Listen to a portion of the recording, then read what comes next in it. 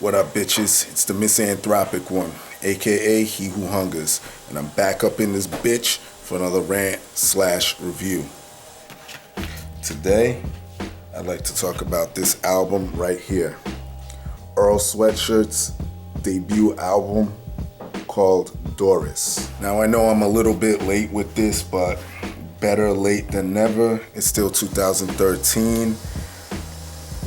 I bought this album when it first came out. This was one of this year's highly anticipated albums.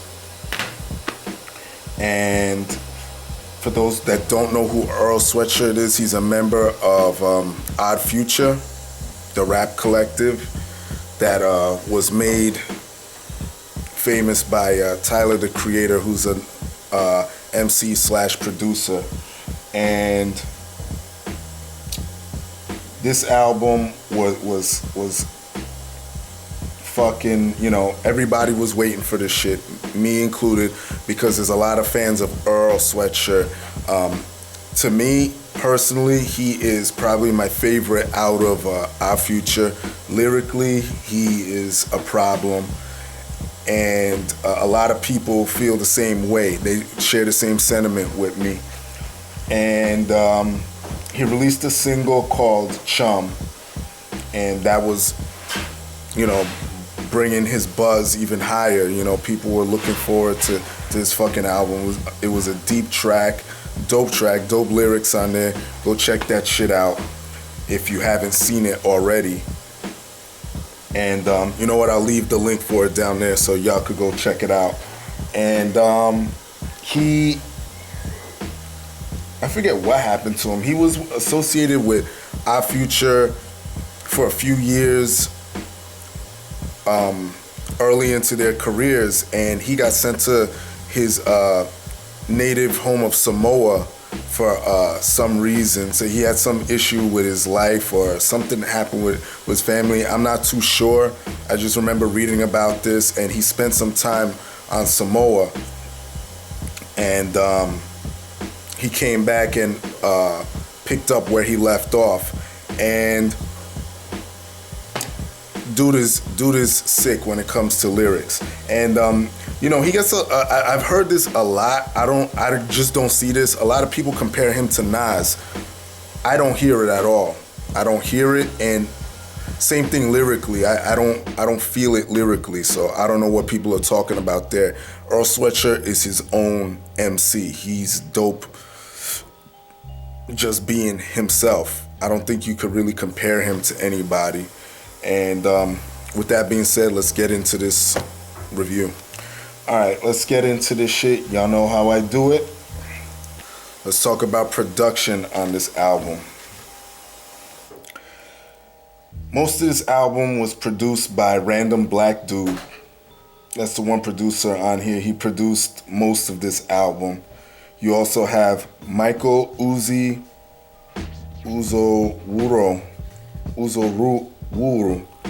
Forgive me if I'm slaughtering your name, homie. That I don't know. Looks confusing.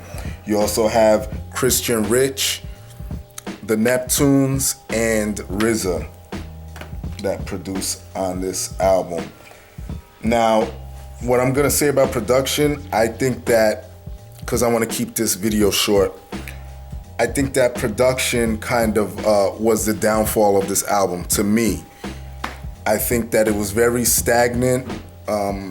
It really didn't move too much. It's very few MCs that can flow over that sort of shit and it still be interesting. Earl isn't one of them. That's just my opinion. To me, the production was what left this album like it just made me sometimes just want to nod off and go to sleep. Because it was just very linear, then goes low, very linear, It was just too mellow for Earl's character. Like, it worked with Chum, but it was just a little bit too mellow for me. Let me move on to the features. You have Skila Flair or SK LaFleur, I'm sorry. Vince Staples, Domo Genesis, Frank Ocean, Casey Veggies, Tyler the Creator, Mac Miller, RZA, and that's it on the features. There's a bunch of features on here. You got 15 tracks, bunch of features on here. A lot of these guys are Odd Future members. Some of you recognize their names. And for the most part, they all come on here, do their thing. I was kind of disappointed in RZA's contribution because all he did was come on the track for like, it seemed like half a bar or one bar and just repeat what the fuck Earl Sweatshirt was saying. And, I was hoping to hear a verse, at least a verse from RZA. It's good to hear RZA Production. Like I said in another video, I'm glad to see RZA is back giving beats to some of these dudes. And it's also kind of weird too to see RZA on an Odd Future project because Tyler had said some shit that was very disparaging about the Wu-Tang Clan on a radio show, and but that's a whole nother topic.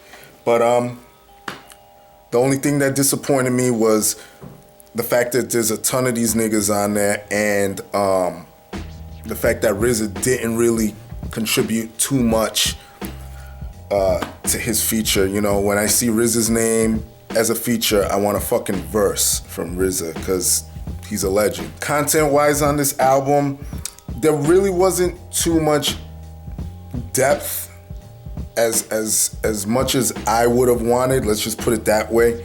Because like anyone that heard the single Chum was looking forward to the album. That immediately set my sights on that album. I mean, I wanted to get it anyway, but once I heard Chum, I was like, yeah, this is gonna be some serious shit. And besides Chum and the song Burgundy on here, where he's talking about his grandmother dying and the hardships he was dealing with, the moments or the days or the period around his grandmother passing away. Most of this is just braggadocious shit, which I believe that Earl Sweatshirt himself can do. He's good at that shit. And he's proven it on other Odd Future projects, and I think this should have showcased more of his depth. Unfortunately, it didn't do too much of that. And that's really all I gotta say about it. It is dope lyrically. It is very dope lyrically, but like I said before, production fucking killed this shit for me. It didn't really make me too happy, but Earl Sweatshirt is a dope fucking MC. Guys, if you're into lyrics, listen to what he's saying. But if you're into hip hop as a whole, like I am, I mean, you could appreciate the lyrics, but like I said, production just was a no-go on this one for me. And my rating of this album, I would give it like a 5.5, maybe on a good day a 6. I don't know, I was really looking forward to this shit, man, and it kind of let me down. Like I said, not to be a broken record, Earl Sweatshirt, dope lyricist, dope MC. I hope to hear more from him in the future. And yeah, that's it. Everybody else, y'all know the deal. Leave your love, leave your hate. Most of all, subscribe, support dope shit, and that's it. Peace, bitches.